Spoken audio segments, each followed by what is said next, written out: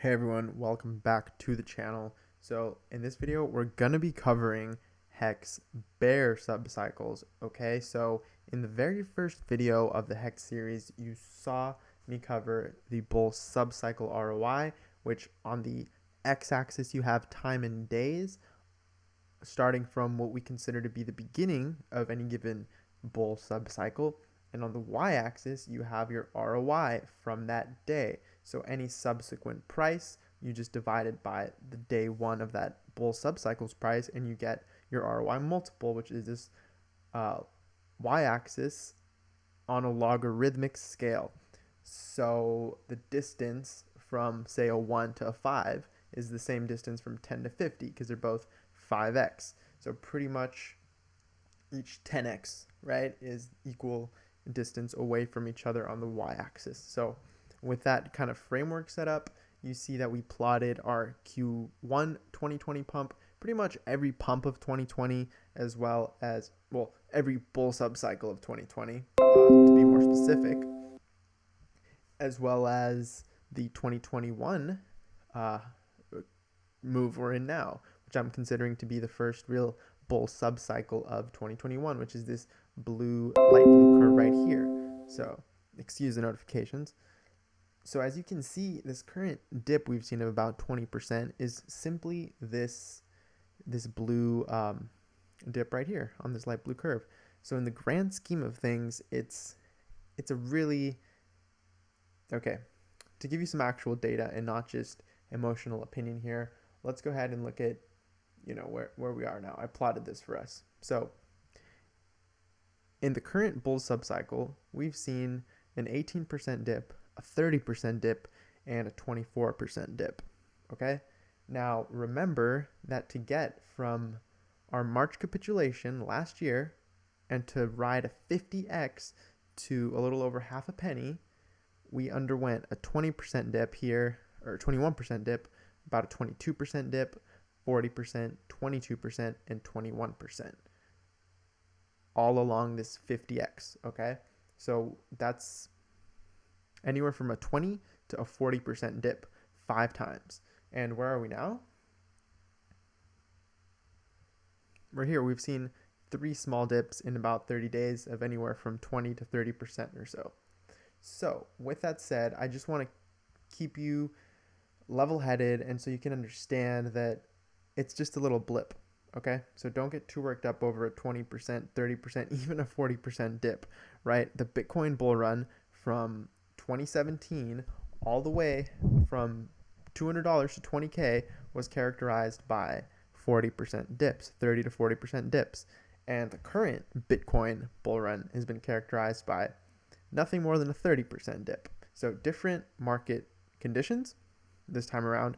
However, I'll repeat this, I've said this before, that to think that if a coin as liquid with a huge market cap as Bitcoin can dump 30% and still maintain its bull run, then to think that a coin as illiquid, new, not as well known as HEX can't dump more than 30% is absolutely silly and still maintain its bull run, right? It's just absolutely silly.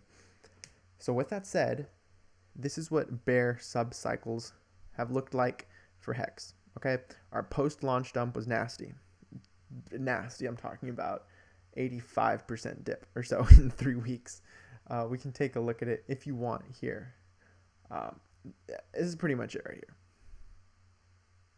Absolutely gnarly, right? You have a bunch of hype and then people get their coins and the price went down, okay? But obviously we recovered from that. And then we go ahead and plot essentially every subsequent bear subcycle, such as, I'm just labeling them here, our pre-COVID dump, which was, I'm going to close this chart because I keep going to the wrong one, and erase these, our pre-COVID dump, this right here. Okay, so let's actually grab a date and price range. They might be a bit different here than on V2, for example, but we only had price data on Uniswap V1 back in this day. So again, 81% dump, 72% dump over here, and then we also plotted our, what was the next one? Our late Q2 dump. So this one over here, most likely. Yes. Oops, wrong tool. Right? So we have all these significant corrections of anywhere from 67%, 72%, 81%. And then we had our obvious post big payday dump over here. And then I'm considering this one over here to be our last one that we've experienced. Okay, so now that we've plotted these, anywhere from a 70 to 85% dump or so has happened about 5 times. And if we look here, we plotted 1, 2, 3, 4, 5 times. Actually, I might have missed one. Yes, I missed this one over here. So still anywhere from a 60 to an 80% dump, right? And I'll keep this here for a bit. I'll stop switching in between tabs. But as you can see, we had our deep post-launch dump over here. Our post-big payday dump was probably the second largest one. And remember that we're only using daily candle data here, so no wicks.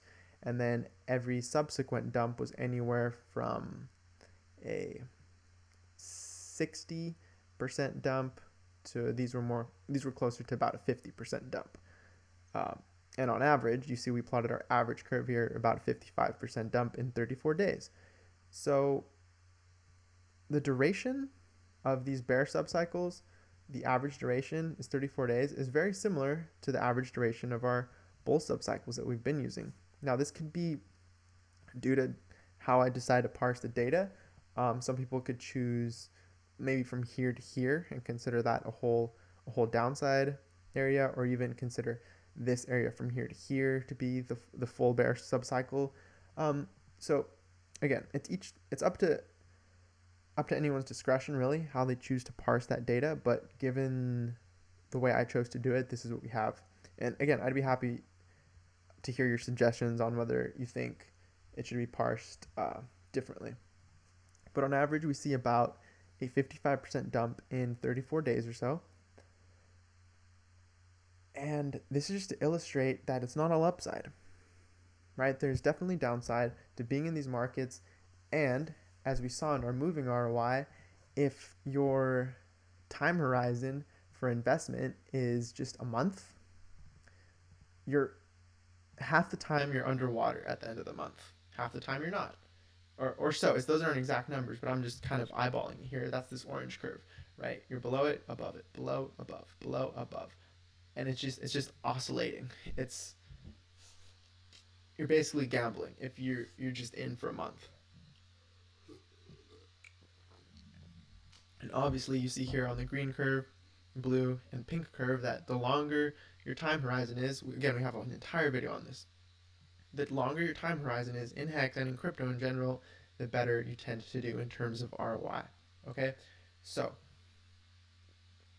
these bear subcycles last on average 34 days. On average, they're a 55% dump. If we were at the beginning of one now, I'm not saying we are, but assuming we were, then we would be looking at, what was that, in 34 days, 55% dump. We would be looking at a 1.1 cent HEX. So did I turn bearish overnight just because we had a 20% dip? No, but I had made these this bear subcycle chart a while back when I made the bullish subcycle chart. I made them together, and I decided I would wait until the markets got a bit more bearish to actually drop the video on that. So this is me dropping the bear subcycle video just so you can have a clear, full picture of what's going on, okay? Because after every single one of these uptrends, there was a downtrend. Again, I'm not saying we're going to see a bearish subcycle incoming in the next month or two. I actually am still leaning more towards the bullish side because in the long term, if you look at, let's consider it to say we still were in a bull subcycle, it's just a blip. Like if you really look at the chart, again, a lot of these massive runs were characterized by dips along the way, most notably the Q2 of 2020 pump of last year, which again I showed you was characterized by uh, five retracements of anywhere from 20 to 40%. So to think that we're in our third right now here makes me wonder.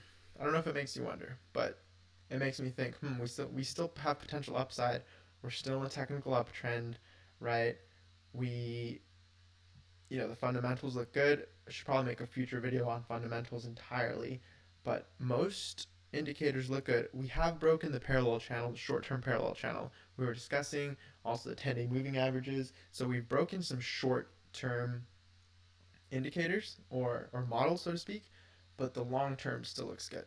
Now, if that changes, I will gladly turn my opinion around and say, you know what, I do think there's a higher likelihood that we're going down.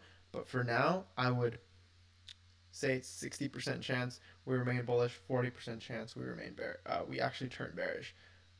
Maybe 65-35. But again, I'll keep you updated on my opinions on this. Again, none of this is financial advice. I don't have a crystal ball. I have no clue what's going to happen. I don't plan on knowing what's going to happen, right? These are just my opinions. These are just mathematical models that I choose to share with you. And I do appreciate you watching. So if you like this kind of content, make sure to leave a like, subscribe if you're new. We already passed 1,070 subscribers. So thank you guys so much. Let's get to 1,100 subscribers. 1080, right? 1,080 is the next step along the way. We're slowly but surely growing. So I appreciate you watching, and I'll catch you in the next video. Peace.